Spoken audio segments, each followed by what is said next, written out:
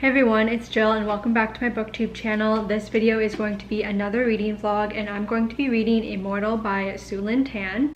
Now this released early January, but I'm just getting to it now. And Sue Lynn Tan is known for Daughter of the Moon Goddess, which I have not read before, but I will definitely put it on my list if I enjoy this book. This is a fantasy romance and it is a standalone, I believe. I just double checked on Goodreads there and yes, it is in fact a standalone. And I'm very excited to read this because as soon as I saw this cover in store, I was just convinced that I need to buy it because it was probably the prettiest cover that I've ever seen, and the inside and outer covers are very beautiful too. I'll just quickly show them. That's the inside, and then the outside one is like that.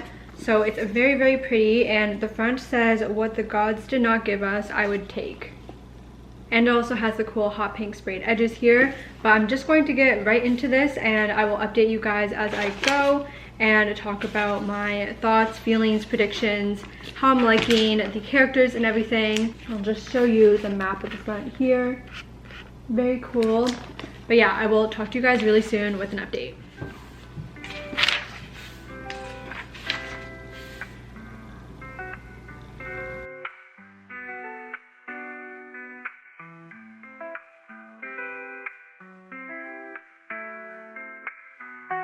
I'm now on page 95, chapter 10 of Immortal, and so far it's kind of actually reminding me of Beauty and the Beast. We have Lien, and she is immortal, and she's actually really sick at the start of this because this river was poisoned by we don't know who yet actually. So she is on the brink of death and her grandfather decides to use this special lotus to cure her of this poison. But this actually was not his lotus to give away. It belonged to the Empress, I think it is, and her name is Queen Kai Hong, who is actually a god and one of the immortals of this world. And she finds out that this lotus has been lost. The grandfather says that, oh, he just lost it by accident. Like, he doesn't tell her that it was actually given to Lien. So because of that, the queen decides to execute the grandfather, which Lien is obviously devastated about, and her aunt and cousin have to flee so that they don't figure out that Lien actually was in possession of this flower. Lien is actually the heir of Tianxia, and this is the kingdom, I guess, that her family has ruled for a little bit. But even though her family rules it, they are still under the service of the Immortals, because back in the day, the Immortals helped save them from this enemy, which we don't know who the enemy was, but because of that they're kind of forced to do what the Immortals tell them, even though they still kind of rule, if that makes sense. But after the immortal queen kills the grandfather, Lien wants revenge and she wants nothing to do with the Immortals, and she wants to rule this kingdom by herself without having to serve the Immortals at all. And to do this, she has to go to the realm that the Immortals live in, which she goes to, and then she goes to this house of the god of war. This is what's his name, Lord Zhongwei. And this part is what kind of reminded me of the Beauty and the Beast, how she has to stay in this kingdom at his house and she's trying to figure out the secrets of the Immortals, which she's honestly a little bit reckless about. Like, she goes into this courtyard that's forbidden, steals the keys from Zhongwei and goes without letting him know, which obviously doesn't end very well, and then the queen finds out about this and is really upset. So I feel like she needs to be a little bit more careful. But so far she hasn't figured out too much information about the Immortals to kind of use against them, I guess, to defeat. But at the same time, this god of war, Zhongwei, he's also kind of trying to ask her questions, which she kind of clocks immediately, and she's like, I feel like something's kind of brewing in the background, I guess. Maybe what he's trying to do actually is trying to figure out her secrets as well, so that the Immortals can actually take over Tianxia and then she is like not in charge at all. So maybe they're both kind of just trying to screw each other over, but you can tell that she's very intrigued with him and that there's a little bit of that, not like insta love, but she's kind of interested in him, and it's only one point of view so far, so we don't really know what he's thinking. But I feel like he's probably interested in her as well, and it is a romance, so they'll definitely be the couple in this. So I actually think that because she took that lotus that she's going to end up having powers, but so far she hasn't discovered them yet. But that is kind of my prediction of what is going to end up with that lotus and how she, I don't even know, did she eat it? Like, I don't know where she's keeping it, if she has it in her possession, but I know that her grandfather gave it to her.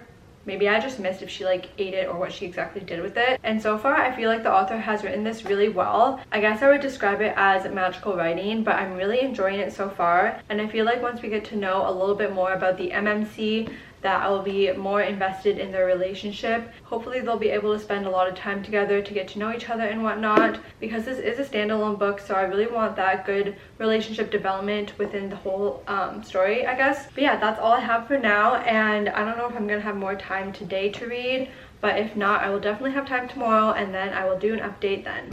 So I feel like it was definitely a missed opportunity not to have the tending to wounds scene in this, because what happened was that Lord Jongwei, he took the fall for Lian going into the courtyard or whatever, so the queen ends up slashing him, I think, with like a rope.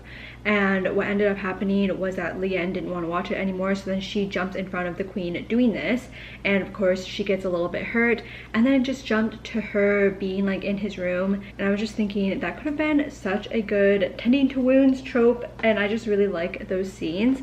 So I feel like that was kind of a missed opportunity, but it's actually crazy because it turns out that Lord Jongwei this whole time, he actually knew that Lian had this lotus, and it turns out that he needs the lotus because he has some type of ailment that I guess requires the lotus for him to be healed. And he kind of made a deal with Lian saying that he would talk to the queen to kind of convince the queen that Tianxia should be on its own and not under the service of the Immortals anymore.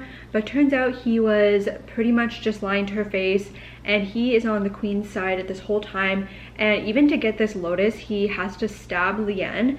It turns out that he didn't fully retrieve the whole lotus or something. I thought he did, but I guess he didn't, because at the end of part 1, Lian says that she has the lotus still, and that she also stole his sword, which I guess is a big deal because no one else can wield his sword but him, but maybe she can.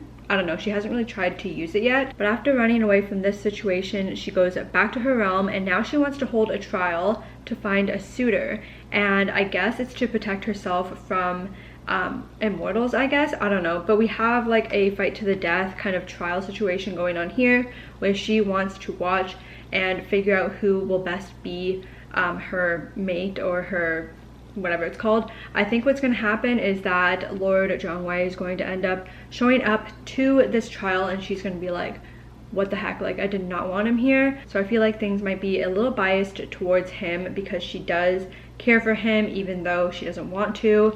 And I found it very interesting that within like the first 150 pages we have them being enemies basically at this point. She says that she will never love him, and she's upset with him for practically lying to her the whole time that she was at his palace or whatever. So maybe she's even doing this trial to find a suitor to get over him in the first place. But yeah, that is what's been going on, and I was a little unsure with how she was able to get back to her realm so easily. I'm really loving the writing so far, and I'm really interested in the direction that we're going to go with this, because I feel like having the trial and then having to deal with Lord Jongwei and reconciling the relationship will take some time, but I know this is a standalone fantasy romance, so we'll see how it all plays out. But so far so good. I'm now on page 162, chapter 17, and I'm not even halfway through yet, but I am really liking this so far, and I feel like it does have the potential to be a 4 or 5 star read for me. But I'm going to continue this, and I will give you guys another update very, very soon.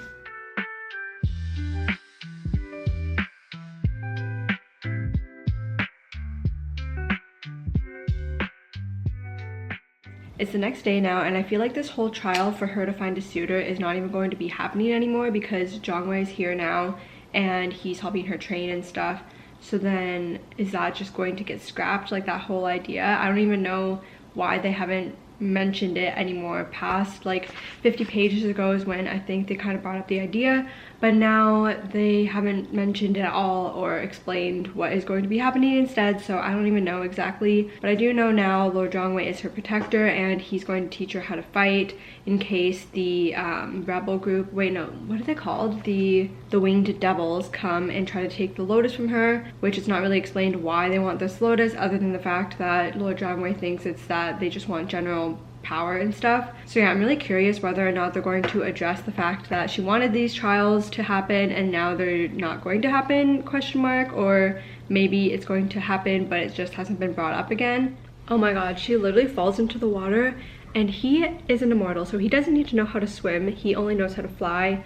Basically, that's like one of their powers that they all have. But even though he doesn't know how to swim, he jumps in to try to save Lien, and then they kiss. It's so good. I'm now on chapter 33, page 306.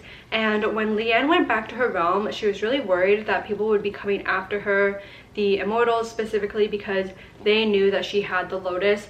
So she was pretty anxious about that. It turns out that Lord Zhongwei went back to the realm too to go find her and then be her protector. And she is not really happy about this because at this point she pretty much hates him. Like, he tried to stab her to get the lotus from her, and she does not trust him at all. But she does make an agreement with him that she will give the lotus to him as long as he fights for the freedom of Tianxia, which he does agree to do. And there's also this other group that is hunting for Lien too. They're called the Wuxin, and they're shapeshifters. They actually team up with the winged devils. Yeah, I forgot the name of the group, but they team up with them to attack Tianxia and try to find Lien. There was a really good fight between Lord Zhongwei and the leader of the Wuxin, which of course at the time Lord Zhongwei wins, but then afterwards him and Lien decide to go to this other place called the Kunlun to find this ancient Grand Master, but also to secure the realm. I'm not sure exactly how they planned to do so, but that was what their mission was. Unfortunately, they end up being found and attacked by the Wuxin, and Lien gets saved by the Grand Master unknowingly because he was disguised as a young boy, which she ended up helping. So he trusts Lien, and then there's a very cool scene that I enjoyed where he kind of brings her into his world, and she got to see this tree of life, and that whole scene really just played like a movie when I was reading it. I really enjoyed it. So for another short period of time, they were able to escape the enemy. But in terms of the romance, it seems that she is trying to look for any possible reason not to trust Lord Zhongwei, and he even knows this and he can kind of tell. And in my opinion, it's making for a really good slow burn romance because you see the little interactions that they have, and it's just like little crumbs that you're trying to grasp to get the development of this romance that eventually will happen. And I've really been loving that. There's kind of a little bit of a hiccup because I guess she is betrothed to her friend who was like this childhood friend, but she really doesn't have romantic feelings towards him. She loves him as a friend, but even Lord Zhongwei can tell, and he doesn't even really see this guy as a threat because he knows that their connection is definitely there. But her main hesitation with Lord Zhongwei is that she's really unsure whether or not he actually likes her for her, or if he's just trying to get her to fall in love with him, because the only way that this lotus can work is if she willingly gives him this lotus, because otherwise the magic will not work. Like, he can't just steal it. So yeah, it only works as long as the giver really wants someone else to have it and use its power. So she's kind of not sure. Again, she doesn't trust him, but although he can kind of understand why she has these hesitations, he's a little bit hurt and feels like she should trust him by this point. So he has been quite patient with her on that issue. But where I just ended off there was she ended up getting taken by the Wuxin. This specifically was Lord Dalian, and this guy was a shapeshifter that pretended to look like her best friend, the one that she's actually betrothed to. So of course she trusted him at first, but then it turns out that she got captured by him. So she's just waking up as a prisoner and is very confused, and I'm unsure what exactly the intentions and motives are of this lord, because I feel like they would know that she doesn't have the lotus anymore because she did give it to the guy, and if I'm remembering correctly, they can sense the magic of the lotus. So wouldn't they be able to tell that she doesn't possess it anymore? So I don't know why they're trying to keep her, other than maybe they're just trying to take her kingdom from her and need to get rid of her first before they're able to do so. But that's my update for now. I'm sure Lord Zhongwei is going to be coming and saving the day and be able to set her free from this Lord Dalian, but he has not done so yet. I'm sure I'll do a few more check-ins before I do my final wrap-up, but that is all I have to say for now, and I will talk to you guys really soon. Oh my god, I just got this new Romand Dear Apple lip glossing balm, so that's why my lips are super red right now, because I tried it out. Really like it. Side note. Anyways, I totally forgot to say during my update that the very last part of the chapter, it talks about how Aunt Shou, no, what's her name? Yeah, Aunt Shou is on the enemy side. Like, she's literally standing up with the lord, the bad guy, like Lord Dalian. And Lien walks in the room and is like, literally, what the heck? what is going on?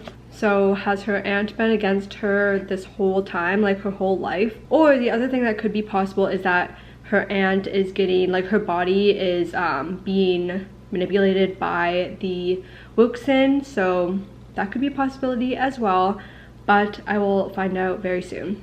Hi guys, it's the next day. One thing that I'm a little bit unsure of is how did Lord Zhongwei get to Lian so easily? Like, isn't she captured in the kingdom by Lord Dalian?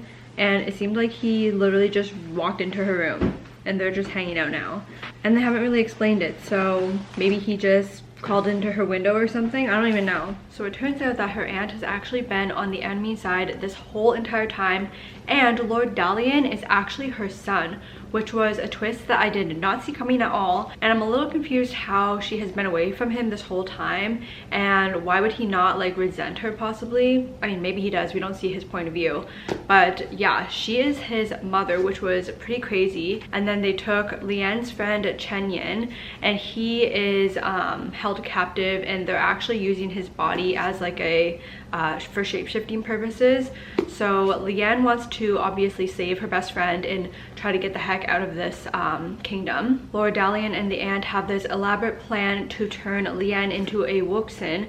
But remember when she went to the Tree of Life, when she was there, she got this protection from it. So even though they think she was turned into Wuxin, she actually was not. So now she has to kind of pretend that she was changed. But the reason that they wanted her to turn was essentially so that they could destroy Lian's realm and destroy, I'm sure, the mortals that live there as well. So this next part is a tad bit confusing, but Lian was actually immortal in the past, and way back in the day, the Wuxin, they cursed her so that she didn't have any memories of her being immortal anymore, and then it also turned her into a mortal, a human. So she's actually Queen Kai Hong's daughter, which was another twist that I was like, literally what the heck. I had no idea there was going to be a connection between those two characters, but yeah, she is Queen Kai Hong's daughter, which is pretty crazy. And now she is in the process of turning back into immortal, so she's kind of getting those memories that were once erased back. That includes her relationship with Lord Zhongwei,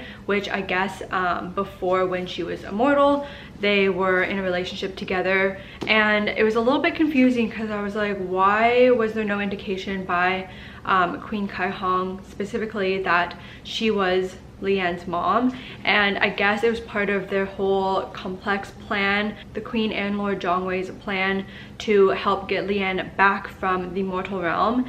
And it is still a little bit confusing though, because it's like, why did the Queen basically destroy Lian's mortal realm, or try to, and she tried to destroy her people there too, so kind of not really great.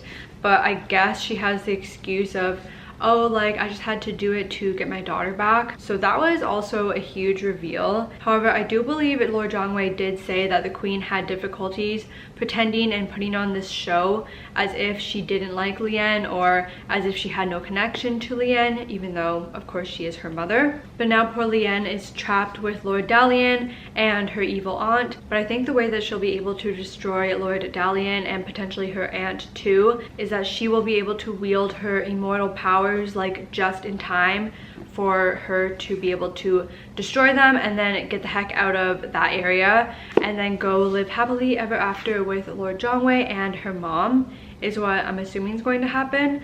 But I will probably do my very last check-in after. I think I have like literally not many pages at all left, but other than that, I will do my final thoughts and feelings and rating of this book at the very end.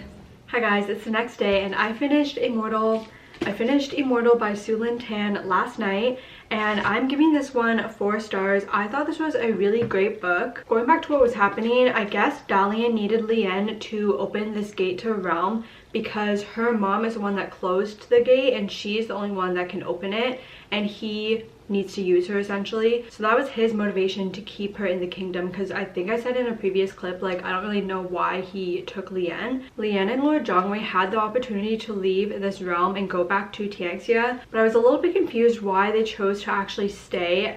Maybe it was because they wanted to make sure that Chenyin was saved first. Honestly, that was probably it, but they end up staying in this realm where Dalian and the aunt lives. I guess it's where all the Wuxin live, and they are kind of trapped there actually. But there's another good fight scene where Lien saves Chenyin and then destroys Lord Dalian, so he is gone now, which is a little upsetting to the aunt obviously, because that's her kid. But then at the same time, the aunt is like a little bit upset because obviously she betrayed Lien as well as Chenyin, whom she raised as her own kid. So she feels a lot of guilt, and like I said, they're kind of trapped in this realm now. But the only way that they're able to go back to their own realm, the immortal realm, is if they agree to give up their memories. So Chenyin, Lord Zhongwei and Lien would all have to give up their memories if they wanted to go back to the immortal realm and live there. So obviously they don't want to do that because they have a lot of memories with each other, and just from being mortal and immortal in Lien's case. So they're like, okay, well, I guess we're screwed and we have to like stay here. But in this next twist, Aunt Shou, she asks the guy that's in charge of like bringing people to the other realm, I think they called him like the boatmaster or something like that, but she asked this guy if other people can surrender their memories on behalf of the people that are wanting to travel. And this boat guy actually agrees to it. So then Aunt Shou and then a few other guards, the two of them, I can't remember their names, but they give up their memories too, because they're all very upset with what has been going on with Lord Dalian for the past while, and they're like, I don't really care about keeping these memories, so you can wipe mine instead. So that's exactly what they do, and then Chenyin, Lord Zhongwei and Lien are able to travel back to the immortal realm. When they got back though, Lord Zhongwei was a little bit MIA for a while, and Lien was slightly confused. She's like, where the heck is he? But he comes back and asks for her hand, and then they live happily ever after. I guess what he was doing during that time was making an agreement so that Tianxia is not in the service of the desert, I can't remember what it was called. It was the Golden Desert, and he did make a promise to Lien saying that Tianxia would not be in service to this desert and that he would fulfill this promise. So that is what he did. That's why he was gone for a little while. So yeah, 4 stars for this book. I feel like the plot was a little bit convoluted at the end. Not in a bad way though. There were just a few parts that I had to reread to kind of get a full understanding of the events that were going on. I felt like the pacing of this book was really good. The characters were going on different adventures and going to different realms, being chased by different enemies, and there were a good amount of fights that kept the action going as well. I also really enjoyed the amount of twists that there were at the end. They were so surprising and very interesting to read about. In terms of the romance, I will say at the start I was like, the connection was a little bit rushed, but then going to the end of the book, it kind of made sense once you realize that they were in a relationship previously, back when Lien was an immortal. So when they meet again, when she is mortal, she doesn't have those memories, but they still have that kind of connection. So it definitely made more sense to me after getting more context and information about their relationship. I also thought the romance was a good slow burn. The two characters did not get together until well after the midpoint of the book, and we had that enemies to lovers aspect too, which created a good amount of tension, since he literally tried to stab, or he did stab her at the start. So it was just done very well. I feel like I really liked this couple at the end. And in terms of the spice, there was not closed door romance, but I did feel like it was pretty vague in terms of descriptions. So if you don't like spice, then I feel like this book would be still okay for you. Yeah, those are all of my thoughts on Immortal by Sue Lynn Tan. Thank you guys so much for watching this video. If you've read this book, I would love to hear your thoughts on it in a comment down below. Please don't forget to give this video a like and subscribe to my channel for more book content, and I will see you guys in a new video really soon. Bye guys!